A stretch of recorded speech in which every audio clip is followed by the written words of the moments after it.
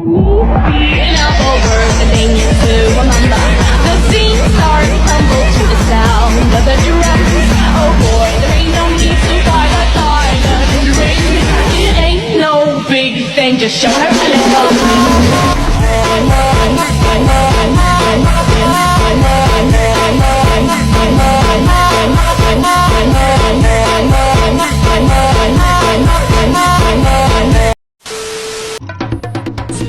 Hai Besti. Guna memenuhi tugas ujian akhir semester pengantar hukum Indonesia yang diampu oleh Ibu Holifatul Nur Mustafa Magister Hukum, kelompok kami akan menjelaskan sedikit mengenai tata hukum di Indonesia. And then, I think you know that we hope that our materials are easy to understand. So let me show you guys through our video. Enjoy for watching and thank you all.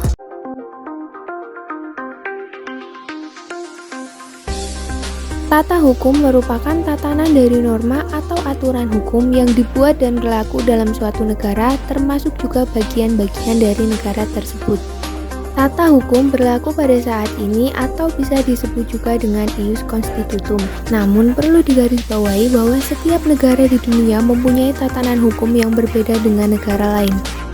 Sedangkan, menurut salah satu ahli bernama Ishak, tata hukum Indonesia merupakan tata hukum yang ditetapkan oleh pemerintah Indonesia yang terdiri dari aturan-aturan hukum yang disusun dan ditata sedemikian rupa, dan aturan-aturan itu saling berhubungan dan saling menentukan. Tujuan umum dari tata hukum di Indonesia yaitu untuk mengetahui seluruh peraturan yang mengatur tata kehidupan negara dan masyarakat Indonesia. Hal ini ditujukan untuk mempertahankan, memelihara, dan melaksanakan tata tertib di kalangan anggota masyarakat Indonesia dengan peraturan yang dibuat oleh negara atau bagian-bagiannya. Salah satu tokoh bernama Samijo mengatakan bahwa tujuan mempelajari tata hukum Indonesia yaitu untuk mempelajari hukum yang mencakup seluruh lapangan hukum yang berlaku di Indonesia, baik itu hukum tertulis maupun hukum tidak tertulis. Ada dua hal yang membuat tata hukum penting untuk dipelajari. Yang pertama, agar mengetahui tindakan atau perbuatan mana yang menurut hukum dan tindakan atau perbuatan mana yang bertentangan dengan hukum. Yang kedua yaitu untuk mengetahui bagaimana kedudukan seseorang dalam masyarakat, apa saja kewajibannya dan bagaimana saja wewenangnya. Tata urutan peraturan perundang-undangan Republik Indonesia. Tata perundang-undangan mengalami pembaruan dari masa ke masa. Yang pertama diatur dalam TAP MPRS nomor 20 MPRS 1996 tentang memorandum DPR mengenai sumber tertib hukum Republik Indonesia. Yang kedua, TAP MPR nomor 2 MPR 2000 tentang sumber hukum dan tata urutan peraturan perundang-undang.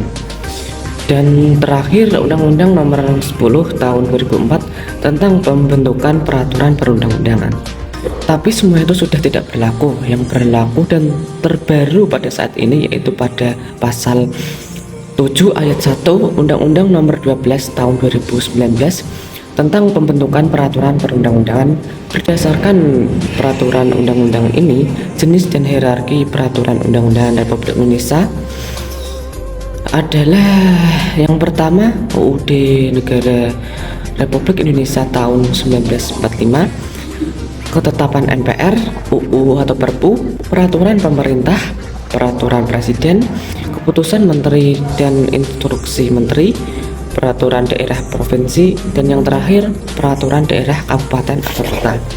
Ajaran tentang tata urutan peraturan perundang-undangan demikian mengandung beberapa prinsip. Pertama, ada peraturan perundang-undangan yang lebih tinggi kedudukannya dapat dijadikan landasan atau dasar hukum bagi peraturan perundang-undangan yang lebih rendah atau berada di bawahnya. Kedua, ada peraturan perundang-undangan tingkat lebih rendah harus bersumber atau memiliki dasar hukum dari suatu peraturan perundang-undangan tingkat lebih tinggi. Yang ketiga, ada isi peraturan perundang-undangan yang lebih rendah tidak boleh menyimpangi atau bertentangan dengan peraturan perundang-undangan yang lebih tinggi tingkatannya. Keempat, ada suatu peraturan perundang-undangan hanya dapat dicabut atau diganti atau diubah dengan peraturan perundang-undangan yang lebih tinggi atau paling tidak yang sederajat. Yang kelima, peraturan-peraturan perundang-undangan yang sejenis. Apabila mengatur materi yang sama, maka peraturan yang terbaru harus diberlakukan, walaupun tidak dengan secara tegas dinyatakan bahwa peraturan yang lama itu bijak.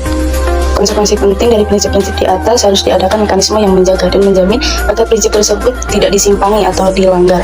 Mekanismenya yaitu ada sistem pengujian secara yudisial atas setiap peraturan perundang-undangan atau kebijakan maupun tindakan pemerintah lainnya terhadap peraturan perundang-undangan yang lebih tinggi tingkatannya atau tingkat tertinggi yaitu UUD. Tanpa konsekuensi tersebut, tata urutan tidak akan berarti.